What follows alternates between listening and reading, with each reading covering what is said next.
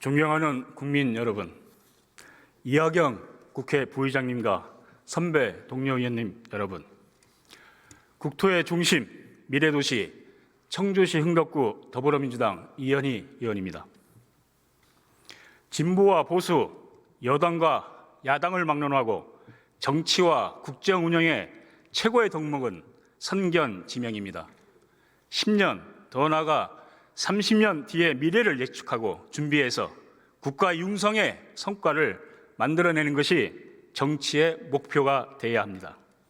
한때 보수가 이런 선견지명의 국정 성과를 만들어낸 훌륭한 역사가 있었습니다. 1988년 집권한 노태우 정부는 북방정책을 추진하여 중국과 러시아와 수교하는 외교적 성과를 이뤄냈습니다. 92년 중국과의 수교는 오늘날 한국 경제가 세계 10위권의 선진국으로 도약하는 데 결정적 역할을 하였습니다. 수교 이래 우리나라가 달성한 무역 흑자 규모만 700조 원이 넘습니다. 또한 노태우 정부는 한민족 공동체 통일 방안을 수립하고 남북 기본합의서와 불가침 선언 등 남북 화해와 교류 협력의 금자탑을 쌓았습니다. 그 뒤를 이은 김영삼 정부는 오공청산, 금융실명제와 하나회 해체라는 개혁 조치를 단행하여 한국의 민주주의를 공고화하였습니다. 노태우, 김영삼 보수 정부의 선견지명에 바탕한 국정 성과는 대한민국을 오늘의 선진국으로 만드는 초석의 역할을 했습니다. 그런데 박근혜 정부에서부터 보수가 퇴행하기 시작하더니 윤석열 정부에서 구구의 길로 들어섰습니다. 10년 후에 미래를 설계하기는커녕 폭력과 야만의 70년대로 회귀하고 있습니다. 냉전 기간 전 세계에서 일어난 민주주의 죽음 가운데 75%가 군사 쿠데타에 의한 것이었습니다. 그 군사 쿠데타가 2024년 12월 3일 대한민국에서 일어났습니다. 지금 대한민국은 친위 군사 쿠데타와 극우 세력의 준동으로 민주주의, 경제, 평화가 총체적으로 무너지는 반지성 대혼돈의 시대로 후퇴하고 있습니다. 대한민국의 보수는 죽었습니다. 극우 극단주의는 결코 보수가 아닙니다. 극우는 중화와 혐오로 우리 사회를 분열시키고 폭력으로 민주주의를 파괴하는 파시즘일 뿐입니다. 군대를 동원하여 국회를 짓밟고 폭력으로 법원을 유린하는 극우 세력의 다음 타겟은 무엇입니까? 헌법재판소입니까? 탄핵 불복입니까? 정녕 이 나라를 망치려는 것입니까? 사이비 이단 종교에 결탁한 극우 극단주의가 민주주의 붕괴라는 재앙을 불러올 수 있다는 경고를 귀담아 들어야 합니다. 상황은 정말 심각합니다. 제발 지금이라도 극우 극단주의의 미몽에서 깨어나 건전하고 합리적인 보수로 돌아오시기 바랍니다. 나라의 미래를 놓고 경쟁하고 타협하는 합리적 보수의 새 집을 지으시기 바랍니다. 존경하는 김상옥 의원님, 김혜지 의원님, 조경태 의원님, 국민께서 함께 하십니다. 힘내십시오. 극우와 결별하고 헌법과 민주주의 수호에 함께 해 주실 것을 요청드립니다.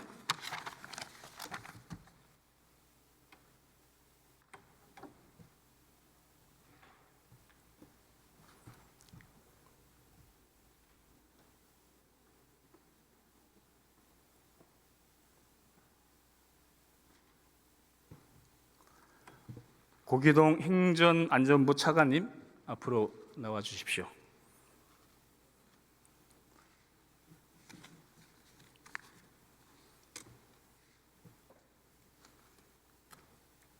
네, 늦게까지 수고 많으십니다. 차관님, 네. 행안부 이전 담당관실에서 국무회의, 회의록 작성 등 국무회에 관련한 실무를 맡고 있죠? 예, 국무회의 간사가 의정관입니다. 네. 국무회의는 그 의안이 상정되면 의안 번호가 부여되죠? 네, 부여됩니다. 2024년 12월 4일 4시 27분에 열린 국무회의 안건 비상계엄 해제 의안 번호를 알고 계십니까? 2123번으로 네. 알고 있습니다. 그러니까 의안 번호가 부여됐다는 것은 정상적인 안건이 상정됐고 심의했다는 뜻이죠. 예, 의안이 상정돼서 의안 번호가 부여된 것입니다. 그러면 2100 비상계엄 선포 의안은 의안 번호가 어떻게 됩니까? 부여되지 않았습니다. 부여되지 않았습니까? 예, 만약 부여됐다면 네. 2122번이어야 되었습니다만 네. 의안으로 상정이 안 돼서 부여가 안 됐습니다. 그 이유를 알고 계십니까?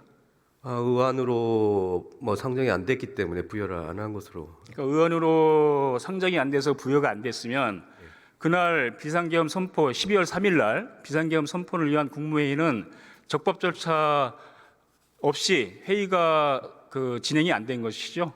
그날 저희 간사인 의정관이 회의에 참석을 못했기 때문에 회의 실체를 사실 확인을 못했습니다.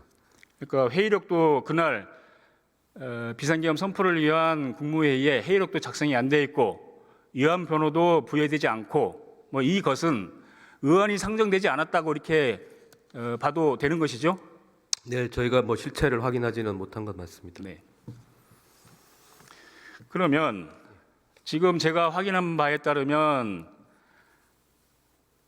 12월 4일 비상계엄 해제 의안을 국무회의에서 심의하기 위해서 대통령 비서실에서 새벽 4시에 행안부 담당자에게 의안 번호 부여를 요청을 했습니다.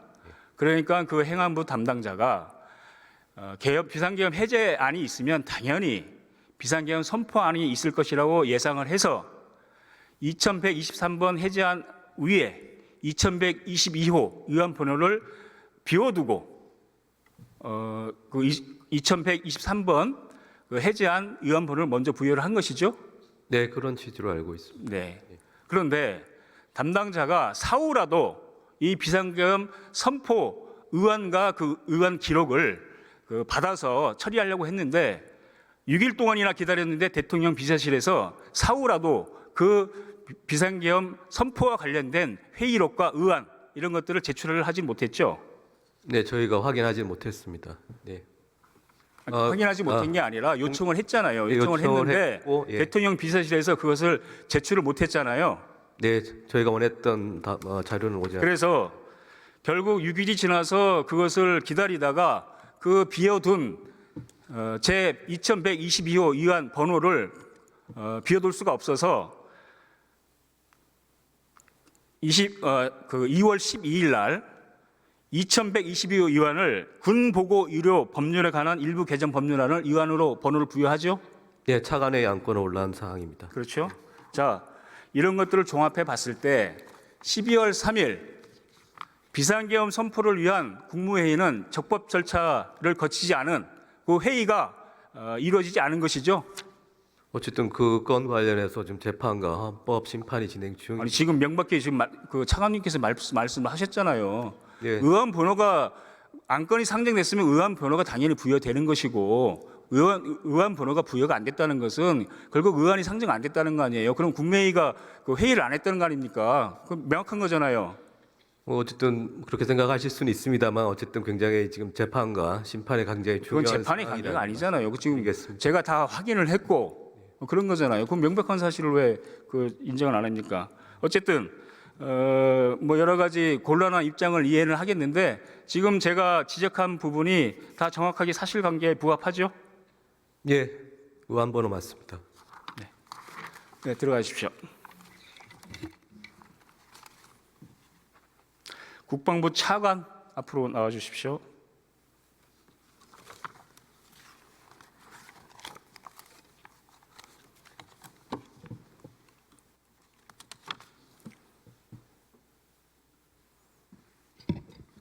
예, 직무대행. 네, 수고 많으십니다.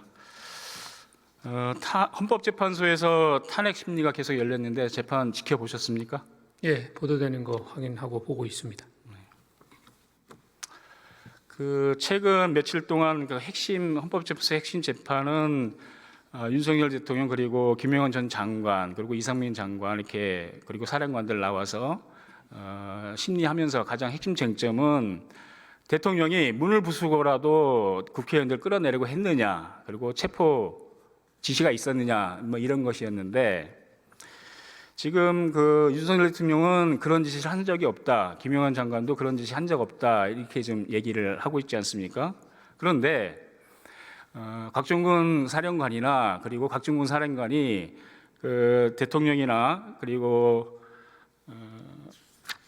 이진우 사령관하고 통한 내용을 스피커폰을 켜놔서 그런 것을 특전사 대원들이 다 들었던 그런 증거들, 그리고 조성현 그 단장이나 김대우 단장의 진술, 뭐 이런 것들 다 종합해 보면 증거는 차고 넘치죠.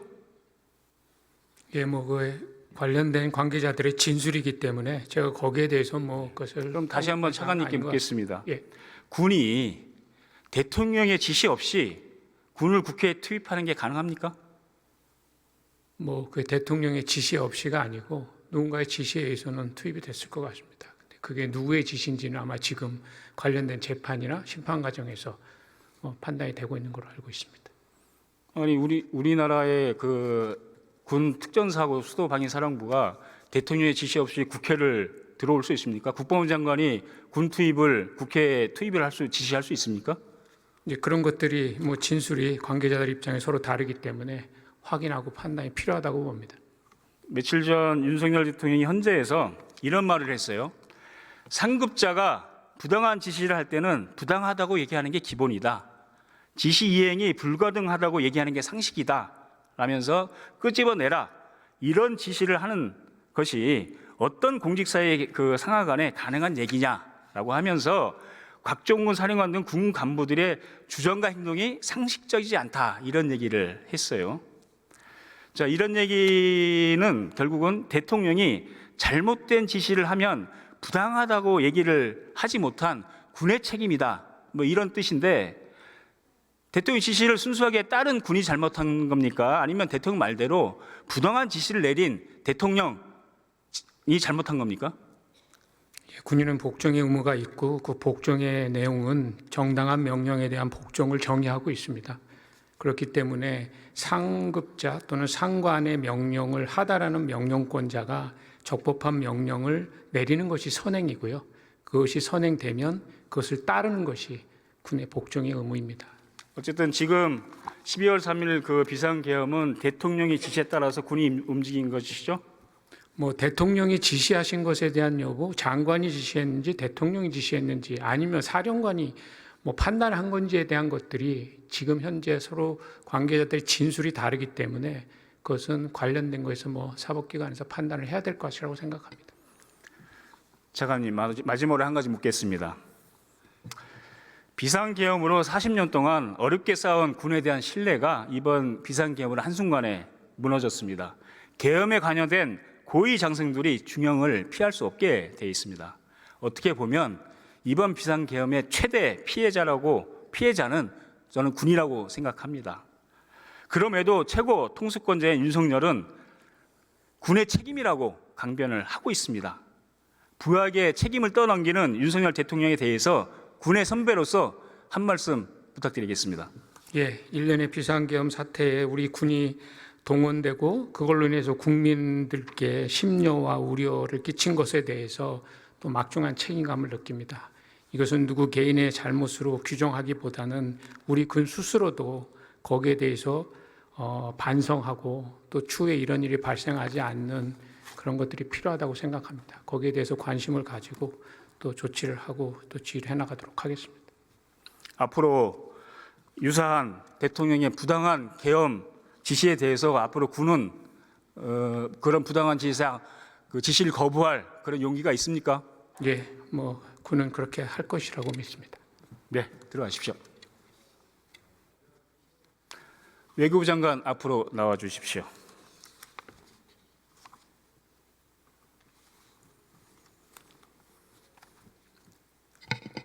네, 수고 많으십니다. 12월 3일 외국 정상이 국빈으로 초청해서 한국을 방문했죠. 키르기스탄 정상이 왔습니다. 그날 키르기스탄 대통령하고 윤석열 대통령하고 12월 3일 오전에 정상회담을 했죠. 네. 그래서 28개에 달하는 합의 사항을 담은 네. 그 공동 성명이 채택이 됐죠. 네. 그런 다음에 키르기스탄 대통령이 국회 방문해서 9시까지 만찬을 했습니다. 국회의장과. 저도 그 자리에 있었는데 그 자파로프 대통령이 비상계엄을 들으면서 그 얼마나 놀랐는지 그 자국 통신사에 대통령은 안전하고 무사하다 이런 통신을 발표를 해요. 네. 그만큼 충격과 모욕감을 느꼈을 것이라고 보는데 세계 역사에서 세계 어느 나라에서 외국 정상을 초청해서 비상계엄을 하는 나라가 있습니까? 윤석열 대통령의 외교, 윤석열 정부 외교가 그런 식입니까? 제가 과문해서 그 예를 말씀드리기는 어렵습니다. 그러면 장관께서는 그 키르기스탄 자파로프 대통령에게 그 사과나 그리고 그 후에 설명을 따로 드렸습니까?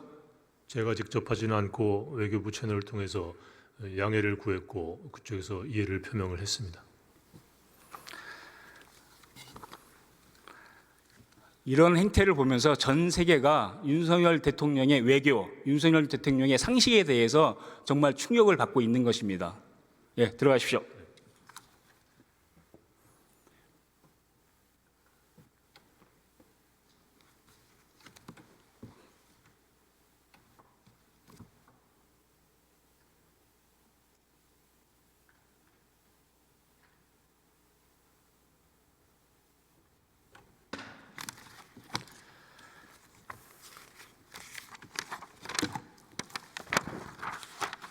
네, 끝까지 자리를 지키면서 경청해 주신 의원님들께 감사드립니다.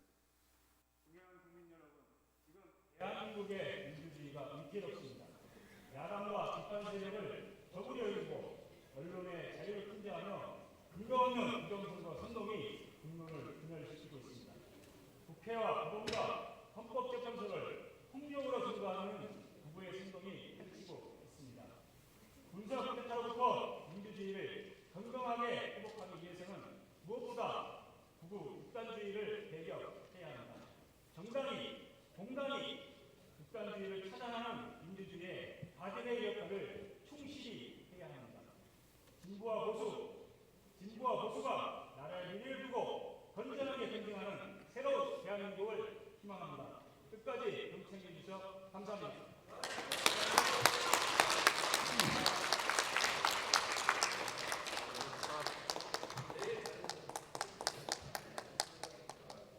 이현희 의원 수고하셨습니다.